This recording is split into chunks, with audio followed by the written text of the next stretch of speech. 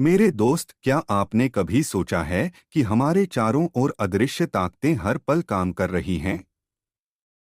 Gravity, जो हमें धरती से बांधे रखती है, और मैग्नेटिक फील्ड्स, जो हमारे इलेक्ट्रॉनिक्स को चलाती हैं। ये शक्तियां हर जगह हैं, लेकिन हम इन्हें देख नहीं सकते। इन अदृश्य ताकतों का विज्ञान रहस्यमय है, जो हमारे जीवन को गहराई से प्रभावित करता है। तो चलिए इन प्राकृतिक छिपी ताकतों के बारे में और अविश्वसनीय तथ्य जानें। धन्यवाद।